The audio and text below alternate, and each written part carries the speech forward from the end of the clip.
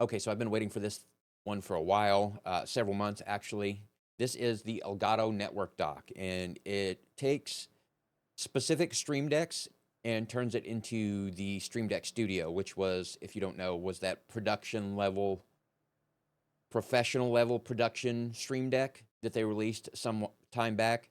But it turns these versions of Stream Deck into that.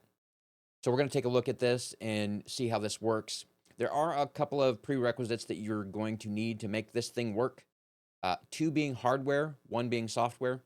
We'll get into that here in just a second.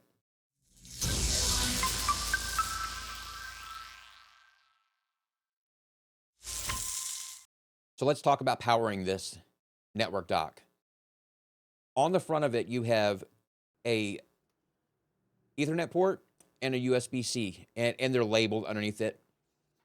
Both of these can be used to power the network dock independently. So you want to use one or the other. A couple of prerequisites for this is for the POE, you will need a switch that has POE or some sort of POE injector. I've listed in the description below ones that you can look at, or I'll pop one on the screen just to show you what these look like. It's the same thing. You just plug it in, and then it injects power in over the Ethernet. If you don't want to go in and you don't want to buy one of those, it does have a USB-C power. The network dock does come with a cable for this, so where you can plug it into like a USB hub that is plugged into a wall or something like that. One of these ones would be good. That way, if you want to like turn it off, you can just click the button and it stops power to the network dock. Next thing you're going to need to do on the back side of the network dock, you have a Stream Deck, USB-C. Now, this is where, as I said earlier, the reason behind some of the Stream Decks not working is because you have to plug it in with the USB-C. Now, you can get adapters that take a USB-A and move it to USB-C, but I haven't tested any of those out to see if that works. If you have a Stream Deck Plus, or if you have a Stream Deck XL, or the Neo, which is the newer one, or some of the M2 versions of the Stream Deck, that works just fine because they're all USB-C anyway. And then you will plug it into that. And that's how you get it all set up and working. And then once you get it turned on, you'll start to see this. Okay, so as you can see, we've got the Stream Deck XL plugged into our network dock right here. Our network dock is off to the right-hand side. But anyway, if you can see on the screen, you've got some buttons that are up on the Stream Deck. We've got the IP. It says, it's just showing you the IP address that it's assigned to, the firmware version, DHCP mode, and setup. Now, if you don't want to get into like a networking class, just keep it on DHCP mode, so where your router or your at-home stuff can automatically assign you an IP address. If you want to get more into networking and you want to do a static IP address, you can hit the static mode right here and then hit setup, and then you can go through and set up your IP address. Hit next, next, next, and then it'll save it with all of your configurations. I'm just going to leave it in DHCP mode for right now, but once you get all of this set up and it's got an IP address, then we need to go into the application to get this to work. And for this to work, we're going to need to use either the Stream Deck app or BitFocus Companion or buttons. Okay, so let's get the easy application over with first, and that is the Stream Deck application. You'll need to update to version 7.0.1 or 7.1 or whatever the case may be, the newest one with the network dock on there. Once you get that installed, we have the Stream Deck up right here, and you'll open it up, and you got this new option of add network device. You go into it, and it should see, as long as you're on the same network, it should see your Stream Deck that you have plugged in. Mine defaulted to the Stream Deck XL that I was using earlier from the video, but you can add manually, or if it'll see it. Now, it is plugged in right now, and it'll have all of the stuff on there, and you can do it without it being plugged into your computer or anything like that. Again, this is where the button for the USB hub comes in, so where you can turn it off if you don't need, or if you don't want it to work.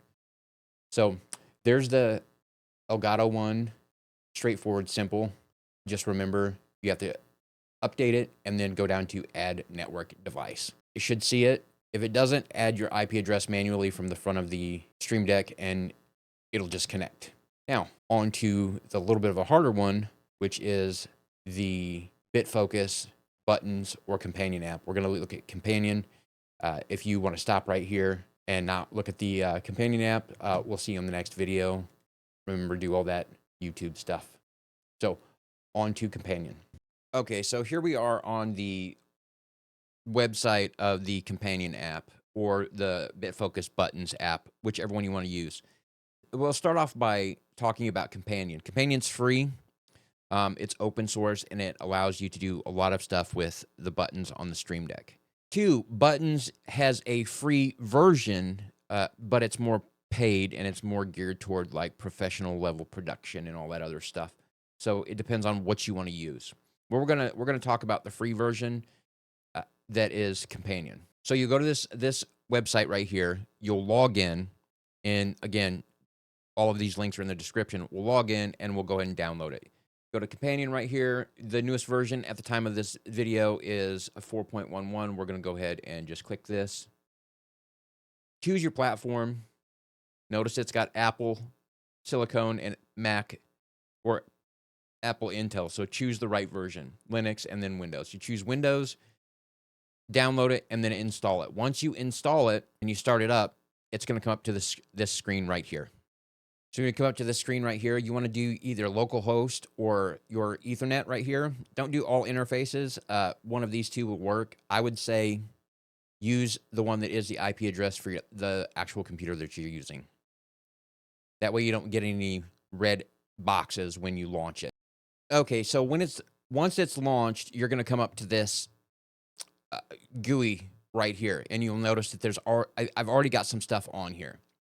To your right-hand side right here are the different modules you can use to get stuff working. Your connections are the connections to the different things that you already have. Like if you wanted to use OBS, you would use OBS. For this, you'll need to have WebSockets turned on OBS. Discord, if you want to use Discord. These are just things that I have installed on there. OBSBot cameras that are listening. The Roadcaster video, which isn't on. So these are looking for connections, but they're not on. So it's not going to find any connections.